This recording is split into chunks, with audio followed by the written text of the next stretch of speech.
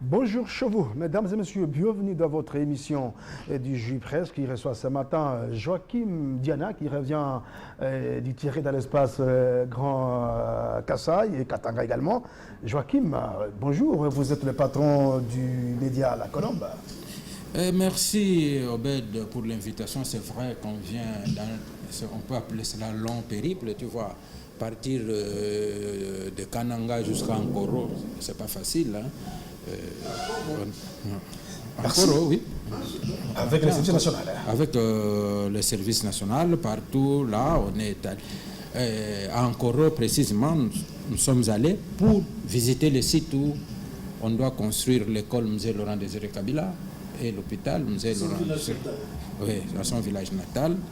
On a visité à Kananga l'école générale Molamba, terminée. Les enfants vont étudier déjà cette année. Vous allez l'école chef coutumier Kalamba, ça sera déjà fonctionnel. L'école Tieni Tshisekedi à Mopompa sera fonctionnel. Cette année, c'est terminé. Ban, l'électricité, tout est déjà mis. C'est national avec son commandant en tête. Oui, son commandant en tête. Oui. Vraiment, nous allons faire fonctionner, je crois, une vingtaine d'écoles pour cette année scolaire. Merci. Et on en fera comme ça chaque année. On peut même atteindre 100 écoles par année. Merci. À notre rythme. Une belle initiative, ça, j'en sais qu'à régional de la ville. Bon retour également. Merci Obed, salut à toi, au doyen et à Magloire que tu vas présenter tout à l'heure. Après une grande sortie de l'ex-grand grand Bandundu, mais également le Congo central. Oui, le Congo central tout dernièrement, dans le cadre de PEDEL, Programme de développement local, 145 territoires avec la cellule d'exécution de financement en faveur des États fragiles, qui a 7 provinces. Et dans le Congo central, on a visité les 10 territoires. Et là, je peux vous assurer que les bâtiments administratifs pour chaque territoire sont en construction, les écoles et les centres de santé. Donc, ces programmes prennent corps.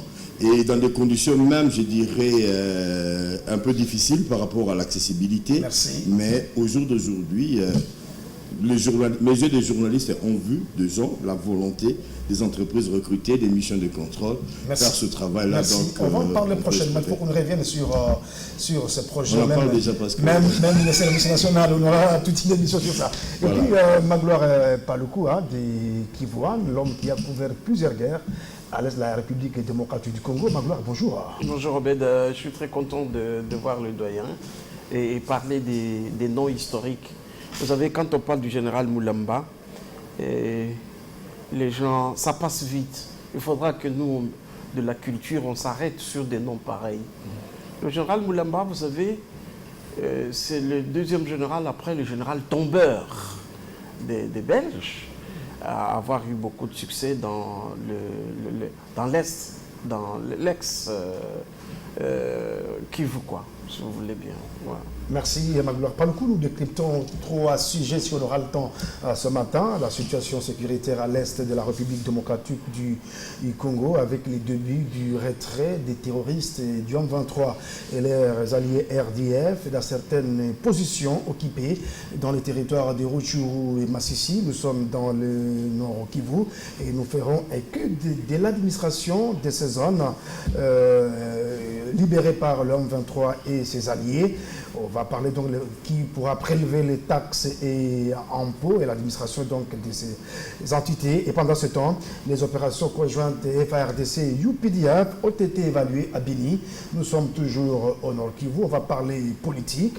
La charte de l'Union sacrée comme plateforme électorale pour faire triompher le président Félix Tshisekedi a été signée par les leaders de partis politiques et regroupements de partis politiques membres de cette structure. Et si nous aurons le temps, nous pourrons parler de nous-mêmes avec la loi Mouyaya, une loi qui vient assainir. Ça s'appelle loi Mouyaya.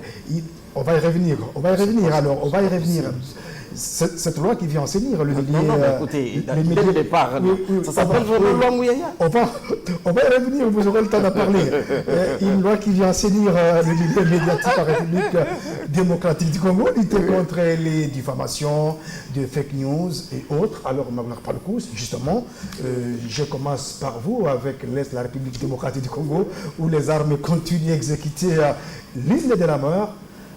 On peut parler des retraits de façade ou retraits réels des troupes du M23 et leurs alliés du RDF. Et quel sera le rôle de l'opération Sokola 2 avec l'arrivée des troupes de l'EAC qui affiche complet? Bon, surtout avec les terminaisons temporaires. Oui, d'abord, dans ton introduction, très cher Obed, tu as dit les terroristes du M23 avec le RDF. Mais pourquoi les appeler terroristes? Mais les gouvernements les appellent terroristes. Bon, ok, très bien. Pourquoi les appeler... On ne doit pas protéger les gouvernements. Non, je suis en train de réfléchir. Oui. Nous sommes là pour réfléchir. Oui. Pourquoi on les appelle terroristes? Et puis, ils cohabitent avec les Nations Unies, ils cohabitent avec les troupes de l'Afrique de l'Est. Et les mêmes terroristes laissent les troupes aux militaires de l'EAC. Les positions plutôt. Les positions, oui. Tout en interdisant les FARDC de foutre les pieds. Et puis, les troupes étrangères, comme l'Ouganda... Il n'a pas signé. Comme l'Ouganda, non, on ne parle pas de signature, je suis en train d'analyser les faits. Oui. Viennent, comme à Bunagana, installer un drapeau étranger là où, sur notre territoire, là où notre armée ne peut pas venir. Bref, nous sommes dans une mauvaise communication, nous sommes dans une mauvaise appréhension de cette crise. Comment ça, Magdalena, pas le coup? Je savais, en venant, que la réflexion, ce que je fais comme réflexion n'a rien à faire avec le gouvernement, oui, n'a rien à faire avec les FARDC. Je réfléchis comme un citoyen, oui, et comme un scientifique, en effet. Bien. Qui a dit, qui peut donner l'ordre, le pouvoir au M23 de céder les positions sur la terre congolaise, de céder ses positions, de reculer et de les laisser à des troupes étrangères qui viennent avec leur drapeau? Vous savez, l'histoire du drapeau a tué rien qu'un drapeau. Il y a eu en 1891, ici, le roi Léopold II qui voulait implanter son drapeau dans le Katanga. Il a écrit une lettre en arabe au roi Msiri de Bunkeya. Il a dit, il a supplié même de mettre seulement son drapeau pour que ça devienne l'État indépendant du Congo. Il a refusé, on l'a décapité en 1891. Alors voilà maintenant des rebelles qui disent nous nous déplaçons, mais nous cédons cette partie aux troupes étrangères qui viennent avec leur symbolique, leur drapeau. C'est très dangereux. C'est très dangereux. Je pense, moi qui ne crois pas du tout, moi qui ne crois pas du tout, catégorique, il vient se porter-parole, Patrick Mouyaya, oui, il a dit pas question des zones tampons, mais sur le terrain, c'est ce qui se voit sur le terrain. Non. Ne nous opposez pas toujours au discours des autorités. Faisons une réflexion pédagogique. Bien sûr, ce que dit le ministre, son Excellence Mouyaya, c'est son droit et c'est son devoir, c'est son travail. Et c'est pour cela qu'il est ministre, c'est pour cela qu'il a été reconduit. Parce qu'il travaille très bien à son poste. Mais laissez-moi aussi parler là où je suis à mon poste. Allez-y. Oui, voilà, où vous me reconduisez chaque fois. Et voilà. C'est le gouvernement qui administre. Je dis ne m'opposez pas. Il y a quand même la version... ne m'opposez pas au gouvernement. Allez-y. Opposez-moi aux faits. Oui. Je vous dis, nous sommes en train de traverser un moment difficile, très dangereux, très fragile. Et heureusement que moi, je ne crois pas à la balkanisation de notre pays. Ça n'arrivera jamais. Bientôt, là, dans les jours qui viennent, la population dira un autre mot. On a parlé des Wazalendo. il suffira que le fils Museveni continue à envoyer ses tweets à la con et ça va révolter la population. Aucun pays ne pourra dominer les pays. Ce n'est pas possible. Ça sera ingouvernable. Ils ne pourront jamais remplacer la RDC. Le drapeau, notre drapeau, vivra toujours. Je vous dis... Merci. En chutant, le peuple est très éveillé. Il observe. Ça, c'est un fait historique qui passe. Nous sommes en train de faire une transition vers un nationalisme outré, à outrance, qu'on ne pourra pas définir prochainement. Le peuple qui est là observe, parce qu'effectivement a donné crédit à l'actuel chef de l'État. Mais à un moment donné, le fait du RCD, n'oubliez pas que depuis 1998, ces gens sont là, ils n'ont jamais rien fait. Nous allons arriver pendant qu'ils sont en train de piller le coltan, le pyrètre, le pyrochlore. Le peuple va se soulever. Le peuple va se soulever. Le peuple va déchirer un jour le drapeau ougandais et le drapeau d'Afrique de l'Est. Ça, je le vois de très loin. On prend rendez-vous. Merci Magloire Paloukoul. Joachim Dana, vous êtes du journal La Colombe, le Point Gauche, avec le retour du concept des zones tampons. Quel sera le rôle maintenant de l'opération Sokola 2 et quel sera le rôle également que doit jouer l'administration de la République démocratique du Congo via le VPM de l'intérieur et sécurité? Qui va prélever les taxes et impôts avec les zones tampons? Écoutez, Obed, je dirais sincèrement que moi, je suis dans le flou. Comment ça? Quand je regarde à gauche, à droite, devant, derrière moi, je ne vois pas l'issue honorable pour moi en tant que Congolais. Je vais abonder dans le même sens que Magloire.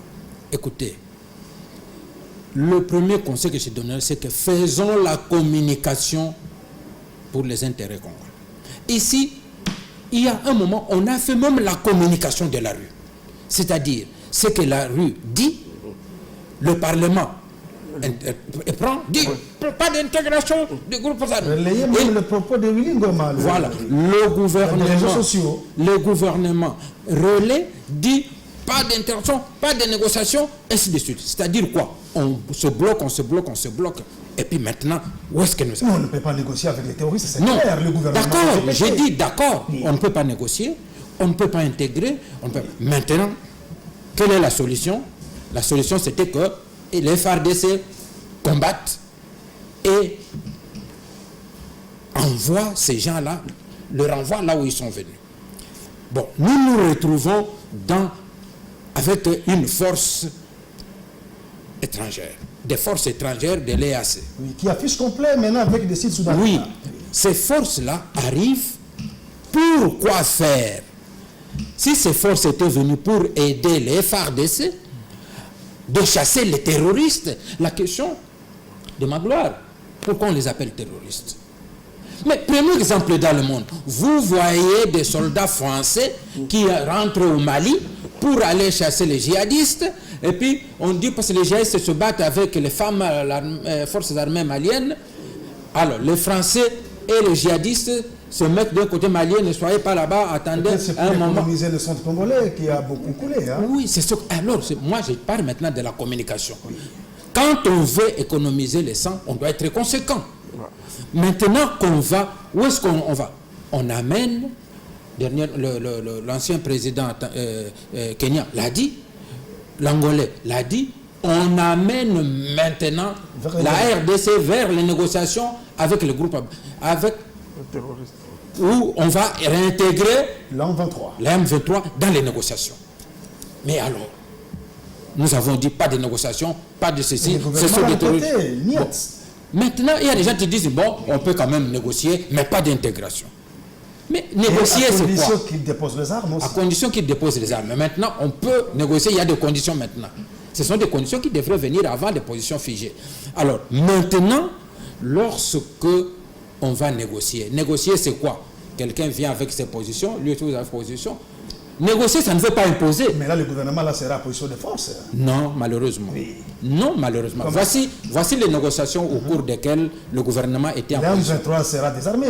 Écoutez, ils sont désarmés, ils sont où? On vous dit qu'à Bunagana, ils sont toujours là. On les voit cohabiter avec l'armée ougandaise. Il y en a, selon le correspondant de Kivu là-bas, qui sont venus vers Kibumba, dans le Rwenzori, et tous. Alors, j'ai dit ceci. Nous avons vu des négociations où le gouvernement négocie en position de force. Le même M23. Lorsqu'ils attaquent, ils entrent même jusqu'à Goma.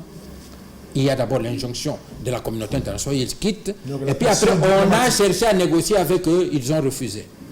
Ils ont tenu Rumangabo, Bunagana, ainsi de suite. Et puis, jusqu'à ce qu'il y a eu l'attaque, l'opération Pomme Orange. On les a défaits. Ils sont rentrés à Ouïd. Lorsqu'on les a défaits, on a vu Obasanjo venir. C'est vrai, vous avez gagné la guerre, mais maintenant vous devez gagner la paix. Vous devez négocier. D'où les négociations de Kampala. Dans ces négociations, le gouvernement est en position de force. Vous pouvez refuser, non, ça je n'accepte pas. Nous voulons l'intégration. On va vous intégrer dans quelle armée? Vous y étiez, vous êtes sortis. On va vous intégrer dans quelle armée? Nous voulons entrer dans les institutions. Mais quelles institutions? Nous, désormais, les institutions sont démocratiques, sortent des élections. La seule possibilité qu'on vous donne, c'est de devenir parti politique pour qu'aux prochaines élections, vous entriez aux institutions. Et c'est ce qu'ils sont restés au Rwanda et en Ouganda. Parce que le gouvernement négocie en position de... Maintenant, oui, ils seront toujours... Qu'est-ce que vous reprochez au gouvernement? Je ne reproche rien au gouvernement. Oui. Je ne reproche rien au gouvernement. Je suis en train d'analyser les faits tels qu'ils se sont produits. À moins qu'on me demande que ce que je dis, ce n'est pas ce qui se passe. Ce qui se passe maintenant, c'est que l'EAC a clairement dit, alors que le gouvernement nous avait dit clairement que c'est une force qui aura une mission offensive. Ça, c'était le credo du ministre des Affaires étrangères. Ils auront une mission offensive. Mais eux, ils nous disent, nous ne sommes pas venus combattre le M23. Ils organisent des matchs de football là, avec les éco-gardes aujourd'hui. Voilà. Alors, c'est pour vous dire qu'ils ne sont pas venus se battre, ils sont venus nous aider à nous entendre avec nos bons terroristes. Nous devons nous entendre avec eux jusqu'à négocier. Négocier, qu'est-ce que le M23? Si nous n'acceptons pas ce que le M23 va demander, quelle sera la position de l'EAC? Quelle sera la position de l'Ouganda? Et du Rwanda. Et du Rwanda, qui est membre de l'EAC. Parce que le Rwanda dit toujours que ce sont des Congolais qui sont chez moi, le Congo doit les reprendre. Merci. Ou nous acceptons de les prendre pour les mettre où? Ils vont dire nous entrons dans l'armée. C'est pourquoi j'ai dit que un peu le problème c'est compliqué. Je comprends un peu l'EAC.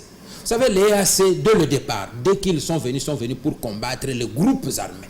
Et là, ils se sont donné une mission offensive. Mais sur terrain, ils viennent combattre les forces, le groupe, le Codeco, le Cécile, le CELA. Ainsi qu'ils ont commencé les négociations. Quand ils commencent les négociations, le M23 est dans le groupe.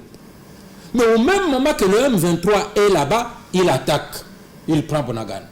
Le gouvernement congolais s'énerve et dit, mais comment nous sommes en train de négocier ici? Toi, tu vas attaquer là-bas. On chasse les M23 des négociations.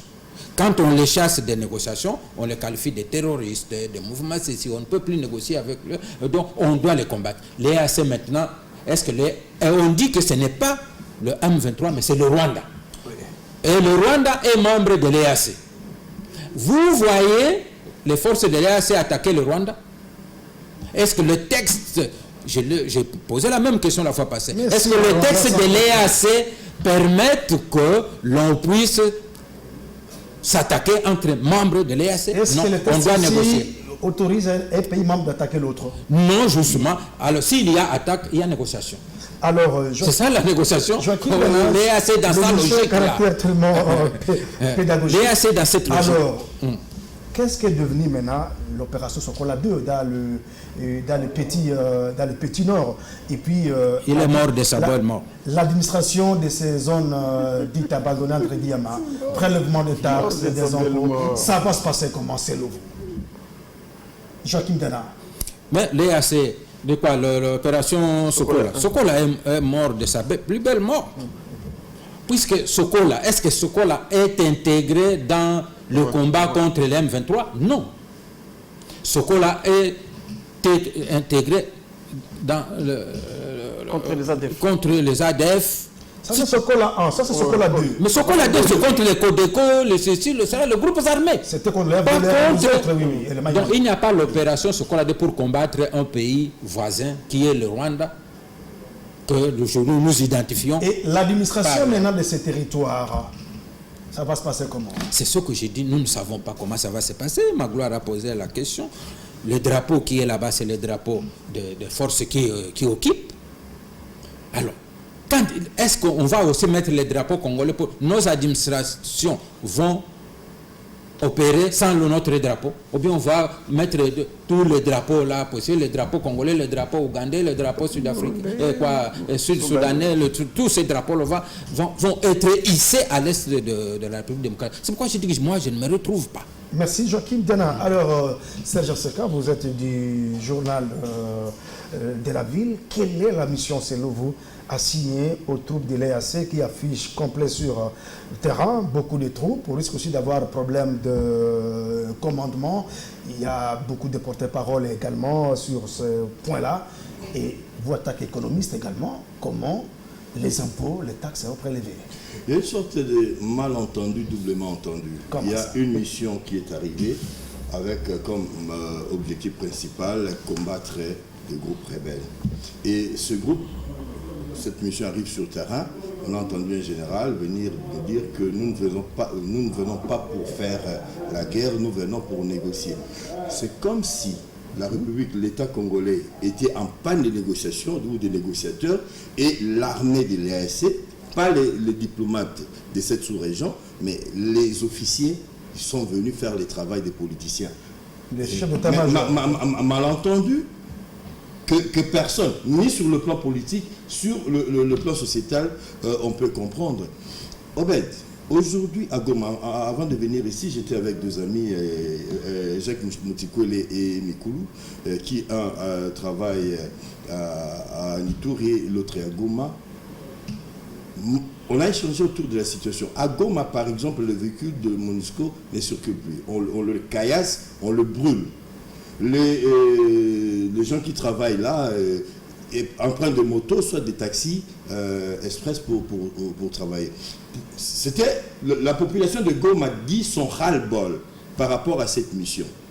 Et on nous superpose une autre MONUSCO, mais cette fois-ci locale.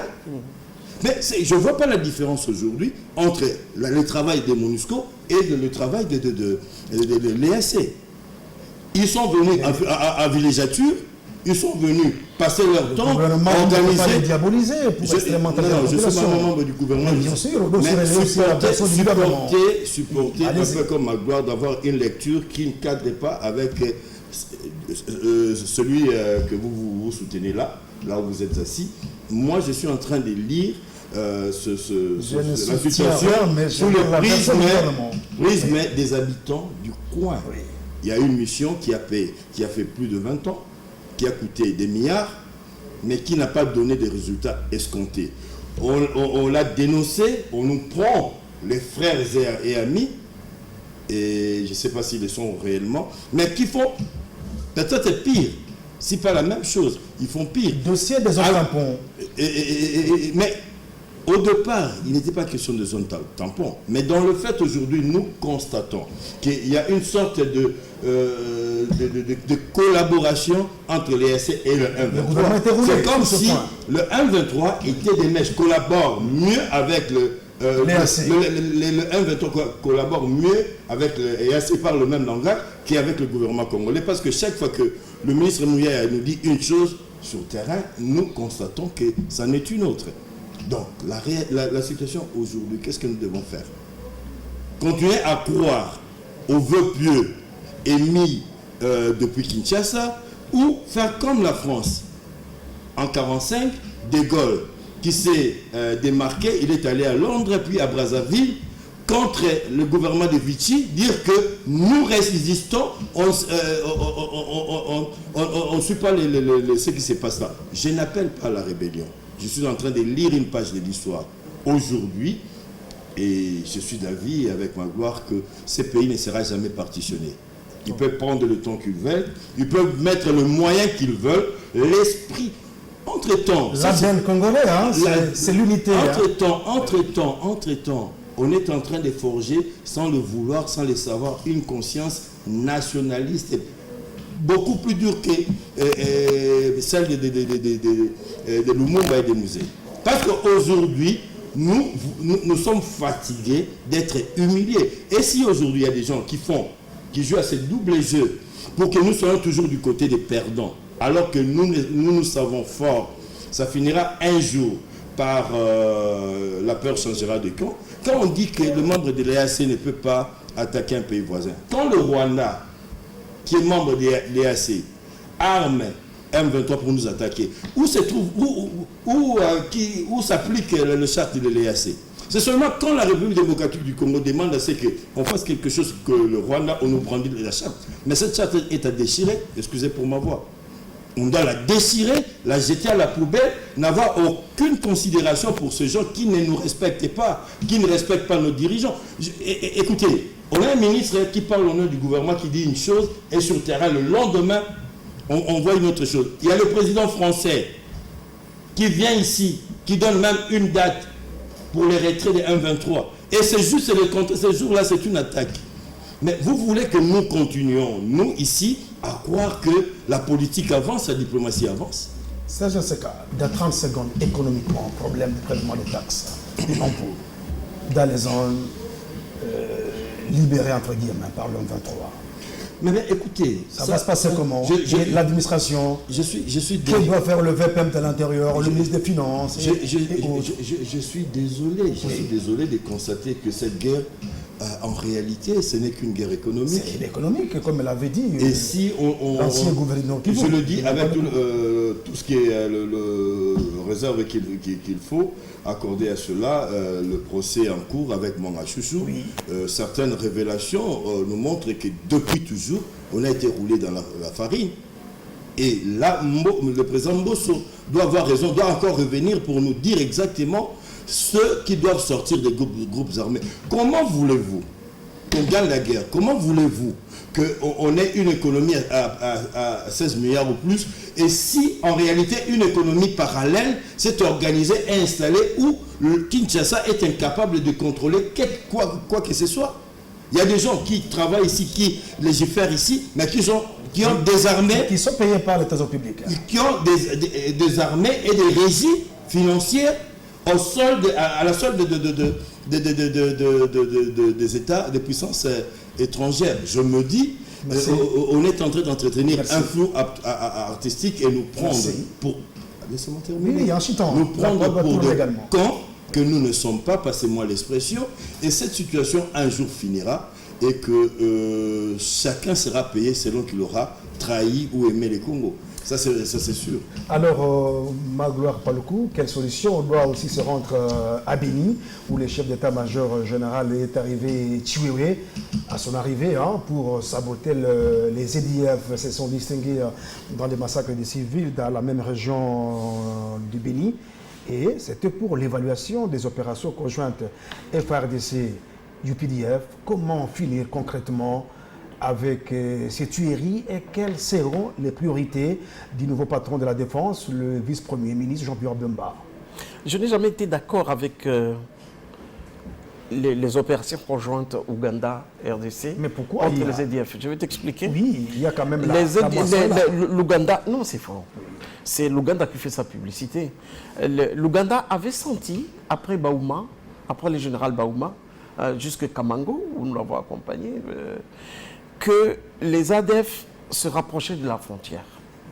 Les ADF ont attaqué jusque Nobili. Nobili, oui.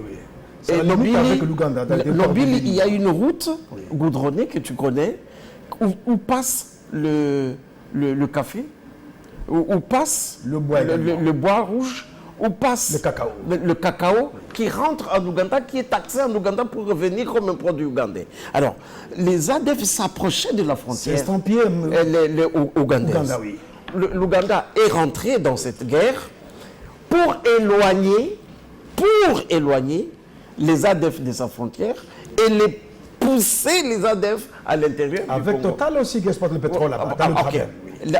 En 2014, déjà, l'Ouganda a fait signer avec Total plus de 70 milliards de dollars pour l'exploitation de toute la zone du pétrole, du côté de l'Ituri, qui rentre au nord du Nord Kivu. Alors, c'était dangereux de laisser l'ADF se rapprocher de la frontière ougandaise. Les ADF qui sont ougandais. Donc, pour vous, les opérations visées à éloigner les EDF. Enfin, c'est ce que je constate. de la RDC, hein? Non, ben écoutez, c'est ce que je constate. Alors, on pousse les ADF, on les éloigne de la frontière ougandaise, on fait des opérations conjointes, et les ADF prolongent, ils vont en Ituri, et ils descendent vers Lubero, où ils viennent de tuer, il y a 2 semaines, plus de 120 personnes, si on compte déjà de plusieurs villages attaqués. Ce n'est plus l'Ouganda qui est en danger, c'est nous, on nous renvoie les ADF. Voilà. Alors, l'évaluation de cette opération conjointe n'est satisfaisante que par rapport à l'Ouganda, pas par rapport à nous, parce que quand vous observez la zone de ces opérations, elle rentre à l'intérieur. Mais la route est Beni-Kassila a été sécurisée. Le triangle de la mort. UPDF. Regardez, j'ai fait un documentaire. En 2015, j'ai fait un documentaire sur le triangle de la mort. Oui. Ce qu'on appelait le triangle de la mort, avec la guerre asymétrique, tous contre les ADF, c'est sur YouTube, vous pouvez voir. L'opération n'est plus là. Or, si l'opération était là, j'allais donner un peu confiance à l'Ouganda. Mais on nous a, vraiment, je me répète. Alors, maintenant, qu'est-ce qui se passe aujourd'hui? Les ADF qui sont partent en Ituri où ils n'étaient pas. Hein. Ils n'étaient pas en Ituri. Oui, ils ont élargi leur champ. Ils ont élargi leur champ. Ils n'étaient pas dans le Lubero. Ils menacent le Lubero depuis des jours. Maintenant, bon, l'Ouganda nous a servi à quoi? De deux. Laissez-moi terminer. Oui.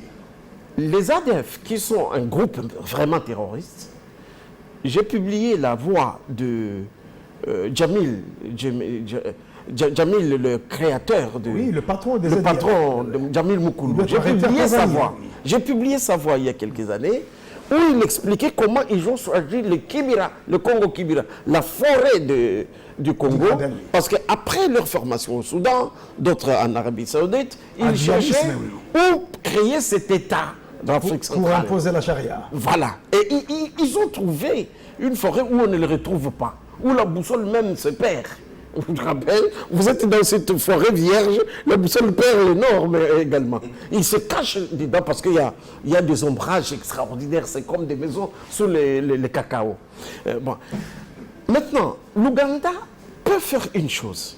Si l'Ouganda était de bonne foi, c'était de garder ses troupes au-delà de Nobili, au-delà de la frontière, au-delà de cette zone pétrolière, de garder ses troupes et de localiser, parce qu'il y avait des opérations conjointes avec le secteur, on l'appelait comme ça, le secteur des opérations à Beni.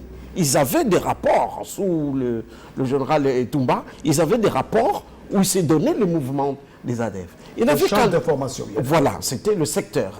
C'est le général, j'oublie, Mouhima qui était là à l'époque. Il avait qu'à nous donner ces informations et rester dans leur position. Quitte à ouvrir une espèce de corridor pour que leurs ADF, leurs propres frères ADF, rentrent chez eux. Ça serait nous aider. Et non les pousser parce que ce sont des Ougandais. Et Jamil a été arrêté en Tanzanie, on l'a mis en Ouganda.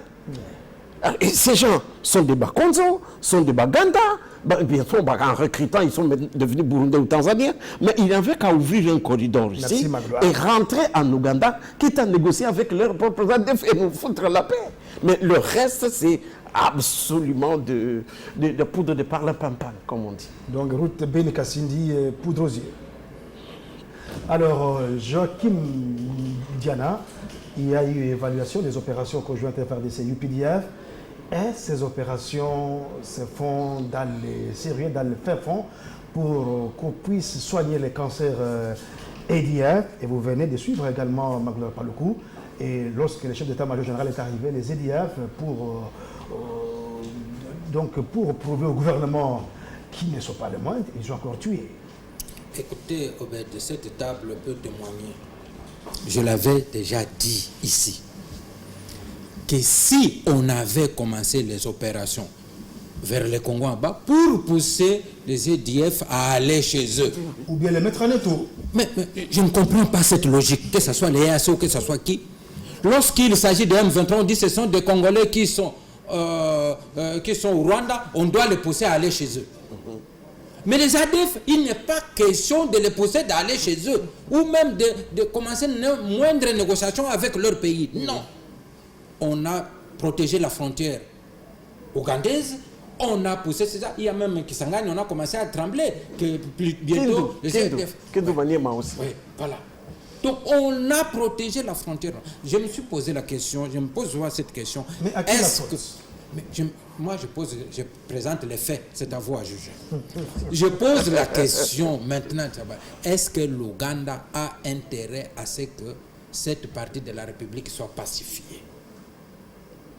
Est-ce que l'Ouganda a intérêt? Lorsque pour le moment, il avait dit, j'ai suivi les échanges commerciaux. Une vidéo, il a dit que la guerre que nous faisons au Congo, à l'époque quand il a fait avec la guerre de 98, que c'était une guerre économique. Il a dit, Museveni l'a dit clairement, que c'était une guerre économique. Parce que Kabila ne voulait pas ouvrir les vannes à tout le monde. Alors, nous sommes allés chercher ça.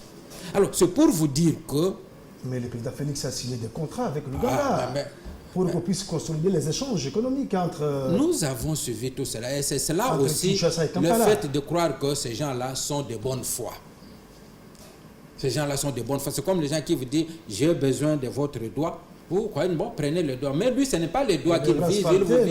Il vise le bras. Vous donnez le doigt, il vous prend le bras. C'est ça le Rwanda et l'Ouganda. Ils n'ont aucun intérêt que l'Est de la République, où il y a une économie, tout le cacao, le café. Oui, c'est un pied Ouganda. Oui, est-ce qu'il a intérêt? Le pétrole, eux, ils peuvent. C'est la même forêt, la même diversité, la même, on peut protéger la même forêt et ils peuvent exploiter. C'est comme si la partie congolaise également est exploitée illégitimement par l'Ouganda. Mais le pétrole, oui. Mais justement, on vous empêche, vous, de vous organiser, de se croire pour que vous puissiez exploiter. Même ceux qui soutiennent le Rwanda et l'Ouganda, les Occidentaux. Vous avez vu lorsque Soko a essayé dans le parc. On lui a mis tous les bâtons dans le roues pour que Soko n'exploite pas le pétrole. Dans la même forêt en Ouganda, c'est Total, c'est qui de majors, de pétroliers et qui Total viennent qui ne viendra jamais au Congo. Voilà. Donc, il y a à la base une très grande politique. Si nous ne faisons pas attention, alors nous n'aurons que nos yeux un jour. Est-ce que ces évaluations sont sincères, approfondies? L'évaluation, on Parce évalue. que ce n'est pas la première évaluation des opérations. L'évaluation. On doit les sentir sur le terrain, comme l'a dit Magloire Paluku. Ce que nous faisons ici, c'est l'évaluation pour montrer que les ADF ont été poussés en profondeur du Congo, sécurisant la frontière ougandaise. C'est tout. J'ai posé la question, oh non, nous les bombardons dans les forêts. J'ai dit, vous bombardez quoi? Qu'est-ce qu'il y a dans les forêts? Parce que quand on va bombarder, on dit qu'il y a des batteries, des missiles quelque part. On va bombarder quoi? Des gens qui sont disposés dans des cases, on va bombarder. Donc c'était la propagande de l'Ouganda. Et l'Ouganda, dans cette propagande, il veut montrer aussi que il est indispensable pour le Congo. C'est un pays exsangue qui ne peut avoir la sécurité que grâce à nous. Ça, Museveni s'en vante. Et devant les Occidentaux, devant tous ces, même le Rwanda, ces armées-là sont crédibles, ils peuvent tenir. L'autre nous l'a dit, prenez-vous en charge, vous, soyez intransigeants, vous chez vous, ainsi de suite. Et les autres là, ils démontrent qu'ils ont une armée. Ils peuvent même exporter leur paix chez nous. Merci. En créant l'insécurité chez nous. Et nous pensons que l'Ouganda a des bonnes intentions de nous aider calmement. Le Rwanda n'en a pas, l'Ouganda n'en a pas. Je me demande même si le Kenya et les autres là ont vraiment les intentions que le Congo soit stable et devienne ce géant. Serge Nseka, quelle stratégie pour en finir avec le massacre récurrent des civils dans la région de Béni, même Irumu en Ituri? Avant de répondre à votre question, il y a deux considérations. L'Ouganda et le Rwanda sont chez nous justement pour deux raisons. D'abord pour des raisons économiques évoquées sur ce plateau, mais aussi pour des raisons sécuritaires. Ce sont des pouvoirs autocratiques qui ont peur de certains de leurs compatriotes qui veulent pouvoir confiner ici et par la même occasion trouver un alibi pour rester ici piller, causer l'insécurité ici. Pourquoi ceux qui combattent Museveni ne peuvent pas rentrer? Il y a eu des corridors, selon l'explication de Magua, que pour discuter politiquement. Qu'on devrait créer, qu'on n'a pas pu créer. Oui, mais il y avait la possibilité. ADF, Ougandais ou pas? Comment créer Ougandais ou pas? Qu'est-ce qui est primordial? Le fait d'appartenir à un groupe politique, non, il y a beaucoup de nationalités aujourd'hui, non, avoir une nationalité. Non. D'abord, ADF, c'est Non, j'interviens. Là, il faut vraiment donner cette protection. MTM, comme mouvement terroriste, il y a toutes les nationalités. Mais ADF, c'est Ougandais. Textuellement. Ça c'est connu depuis tout le temps. Voilà. Autant que c'est que c'était ADF Nalu. C'était ADF Nalu. Kagame est en train de chasser tous les Hutus que Kagame ne voudrait pas voir chez lui. Comment l'Occident, maître de la démocratie, peut donner caution à de tels pouvoirs en ce 21e siècle? Comment on peut présenter le Rwanda comme modèle quand il blackliste toute une ethnie de gens qui ne peuvent pas avoir droit de citer? Même ceux qui sont au Rwanda ne peuvent pas accéder à des postes de responsabilité. Je suivis Kagame demander aux enfants Hutus de présenter des excuses aux enfants Tutsis pour ce que leur père et grand-père ont eu à faire par le passé. Mais on ne peut pas, on ne peut pas créer, je dirais, une scène de la haine à ce point-là, humilier même des innocents, des enfants. Et c'est ces États-là, ce pouvoir-là qu'on voudrait nous présenter aussi comme démocratique. Alors, pour répondre à la question, la solution est une, il n'y en a pas deux. Oui. Le Congolais doit s'assumer, c'est donner le moyen de faire la même chose, aller chercher les 1-23 et tous les autres groupes rebelles, et en Ouganda, et au Rwanda. Nous avons le moyen. Nous en avons le moyen. Sauf que ce qui fait mal ici, c'est le pouvoir au niveau de Kinshasa. Comment voulez-vous qu'on nous prenne au sérieux? Si on a eu des gens comme des Bouchard, des professeurs Lumanu, des Kabylie, c'est des gens qui ont conçu l'idéologie je dirais du PPRD, FCC. Aujourd'hui, c'est transformé en Kabylie, c'est justement pour des raisons électoralistes. Cela voudrait dire quoi? Le Tshisekedi, c'est autant pour moi.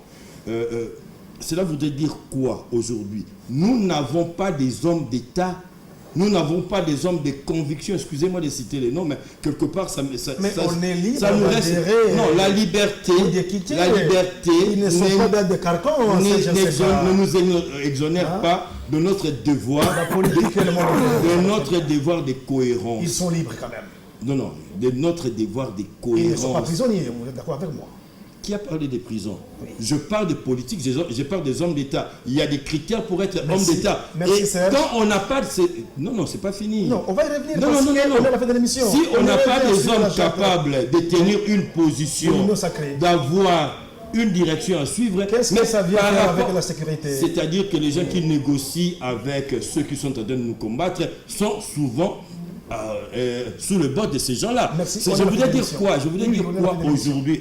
Tu es en train de protéger des gens? Non, je ne protège personne. Je suis en train de te dire, Obed, qu'aujourd'hui, on n'a pas des gens capables de tenir une position. Quand on dit qu'on ne négocie pas avec le M23, mais sous table, on attend des voix qui se lèvent pour dire négocions. Pourquoi? Si on suit, et ces gens-là, dans la plupart des cas, des gens qui doivent posséder des carrés miniers, là on exploite les coltans et tous les autres là. Mais avec ça, vous m'avez posé la question, je réponds à votre question.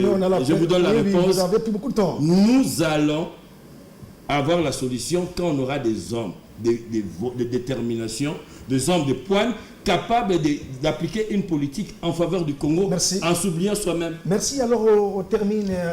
Chacun aura une minute, parce qu'on est à la fin de l'émission. On va être strict. On va parler politique. La charte de l'Union sacrée a été signée par plus de 300 leaders des partis politiques et groupements politiques et qui soutiennent le président Félix Tshisekedi, le faire triompher en décembre 2023. Quel est votre commentaire? Est-ce l'Union sacrée est maintenant transformée en une véritable machine électorale? Bon, on peut soutenir le président de la République sans charte. Oui. Parce que la meilleure façon... Mais c'est comme une boussole quand même pour encadrer les gens. Non. Bon, allez-y. La charte, ça veut dire on ne fait pas confiance à ces gens. On vous fait signer. On vous fait signer, respecter. C'est une règle. Mais là, il y a les hommes, il ne manque jamais de C'est une problème. règle de discipline. Oui. Alors je voudrais, ma réponse, que vous remplaciez ma personne par le discours du professeur Mbata, constitutionnaliste, qu'il parle. Voilà. Merci. Joachim Diana, quelle pourrait être la différence entre le FCC et l'Union sacrée qui vient de signer aussi la charte pour faire triompher le président Tshisekedi en décembre 2023? La différence est énorme. Il y a beaucoup de figures qui étaient au FCC. Hein? La différence est énorme. Oui. La première différence, c'est que le FCC, les gens y ont adhéré en signant la charte. La charte c'était le moment de naissance. Ça a précédé. Oui, ça a précédé. On signe et puis on adhère. À l'Union sacrée, les gens ont adhéré. D'abord à la vision Et du chef. ils signent la charte après. C'est un peu comme quelqu'un qui va aux toilettes, il se torche et puis il chie après. C'est trop fort. J'aime ce caractère pédagogique que Joachim Diana. Oui, c'est ce que j'ai dit. C'est un exemple, c'est-à-dire un non-sens. Normalement, on commence par signer la charte. Oui. Et dans la charte, on connaît les règles, on sait qu'est-ce qu'il y a là-bas, on s'engage. Mais ça ne peut pas faire pour le moment, stratégie, hein. les gens se sont... On ne peut pas faire les copier-coller. Non, Hein. il n'y a pas... Allez-y. Non, on les encadre. Il y a eu l'adhésion et maintenant, il y a la signature de la charte. Je comprends pourquoi le président... Parce que Camara a signé, qu'on n'a pas voulu le faire signer au départ. On n'a pas voulu le faire signer au départ parce que en fait, il fallait le voir d'abord. Ce sont des gens qui changent, qui font ceci. Cette fois-ci, Camara a signé, Bemba a signé. Ils ne seront pas des candidats, même pas Oui, Bemba, Camara, ce sont des Congolais qui ont le droit de... Même Kokomboso. Camara, c'est dans la continuité. Il était de cash. Oui, il y avait... avec l'UDPS, le leader de l'UDPS a appelé à l'Union sacrée. Oui? Nairobi est mort avec Camara, parce qu'il a signé. Hein. Nairobi est mort. Oui. Il avait signé, Nairobi est mort. Peut-être que Nairobi va renaître à travers l'Union sacrée, parce que les conditions auront changé. Le vrai problème pour le moment, c'est que moi je me pose la question. Pour les parlementaires, je crois que c'est l'article 97 qui dit qu'il y a incompatibilité des fonctions d'un parti politique et les fonctions d'État. Quelqu'un ne peut pas être ministre à la fois responsable d'un parti politique. C'est pour cela que le président de la République a abandonné la gestion de l'UDPS dont il était le président. Et c'est pourquoi la plupart des ministres sont devenus les autorités morales. C'est leur droit, comme Kabila l'a été. Où est le problème? Mais c'est ce que j'ai dit, c'est autorité morale, oui. Mais dans l'Union sacrée, on retrouve des ministres dans le présidium. C'est-à-dire ceux qui vont diriger une plateforme. Mais c'est électoraliste. Mais c'est politique. C'est une plateforme politique. Nous ne sommes pas encore pendant les élections. Ils auront à battre campagne. Il y a des conditions pour que, je ne sais pas, qu'est-ce qu'ils vont faire pour abandonner leur poste pour devenir candidat. Mais retrouver dans la même plateforme. Le député, ça ne pose pas de problème. Oui. Mais le ministre, l'article 97, je crois que pour beaucoup de choses, on doit réviser cette constitution pour que nous nous mettions en phase. Sinon, quand les gens Vous avez suivi Mbata la fois dernière, comme l'a dit, on n'a pas le coup. Hein. Mbata, moi... Les choses peut-être ont changé. Hein. Mbata, moi, il n'a jamais été vraiment un modèle de constitutionnaliste. Oui, mais parce que je vais vous dire une chose, seulement pour montrer pourquoi je ne le prends. Oui. On lui pose la question. Vous avez reçu combien de candidats pour former la commission électorale? Il dit une soixantaine. Mais comment ils peuvent avoir une soixantaine de candidats alors que la loi dit que ce sont les partis qui envoient, l'opposition envoie autant, la majorité envoie autant, et lui, les 60, il a pris. On peut dire qu'il a pris les 60 dans les 60, qui doit les choisir? Pour le compte de qui? Donc je pense que là... Cette fois-ci, l'Union sacrée se prépare pour faire triompher le président Tshisekedi. Hein. La charte est désormais là, donc chacun doit respecter le contenu. Sous les heures du déjà. Caméré et Bemba, ils se sont affichés derrière Félix Tshisekedi. C'est une remake de ce qu'on a vu avec les FCC, des gens qui la signature interviennent avant ou après, mais c'est le même procédé, de gens qui s'accordent à soutenir les chefs de l'État, quelle que soit leur appartenance politique, même si idéologiquement ils ne sont pas ensemble. Les ultra-libéraux et les ultra-socialistes se mettent ensemble sans un soubassement idéologique pour soutenir les chefs de l'État. Mais c'est du déjà vu. Tout le monde a soutenu Kabila. Et tout ce monde-là a fui Kabila aujourd'hui. Je me pose la question, le soubassement de cette démarche, est-ce l'amour de Fachi, l'amour de la patrie, non, ou le gain? Non, je suis en train de relire l'histoire. Laissez-moi, moi j'ai des éléments de comparaison. Aujourd'hui, la même démarche, ça s'est passé ici. Les gens ont signé, prêts à mourir pour Kabila. Et aujourd'hui, les mêmes personnes... Bâton de Kabila, voilà. Sans être rassasiés de Kabila, vont chercher. Je ne compare pas. Peut-être ils vont changer. Je prends des indicateurs. Et je me dis, et cela me fait peur. Je reviens à ce que je disais tout à l'heure. On n'a pas des hommes et des femmes de conviction. Nous n'avons pas des hommes d'État. Ils ne viennent pas. Mais la conviction n'est pas la prison. Nous venons, ils ne viennent pas pour le pays. Parce qu'au jour d'aujourd'hui, le pays a des défis. Des défis sécuritaires, économiques et par rapport aux élections. Merci. Quand on prend des gens qui ont besoin de voyager aux frais de la reine, ne pas payer l'électricité, ne pas payer la vignette, et vous les mettez là justement parce qu'ils applaudissent, alors c'est mal parti pour le pays. Ils vont lier leur maillot en décembre. Mais votez le président Fachi et après. Ce n'est pas un objectif en soi, parce que le pays doit continuer. On va accumuler des promesses qu'on n'aura pas tenues. Ces gens-là vont devenir aigris demain. Oui. Si par exemple, on avait dit, commençons par les législatives. Après la présidentielle, vous allez voir, la plupart des gens, après avoir échoué aux législatives, ils ne soutiendront plus le président de la République. Maintenant, nous allons soutenir le premier ministre. Il cherche son propre soutien. Les élections, un objectif en soi, on est mal parti parce qu'après, il y aura des oppositions qui sont... Nous verrons après la proclamation des résultats. Sinon, la charte aussi n'est pas un péché. Non, on parle pas de péché, on parle de l'avenir du pays.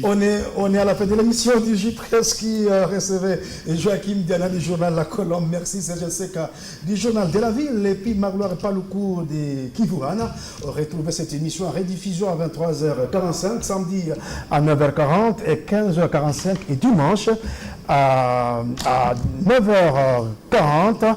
Merci également à notre confrère Nicolas Kibelbel du journal Les Coulisses qui nous a aidé à préparer cette émission que vous allez suivre également à Béni sur la radio Télé Graben Béni RTGB. Bonne journée chez vous, accompagné de votre chaîne.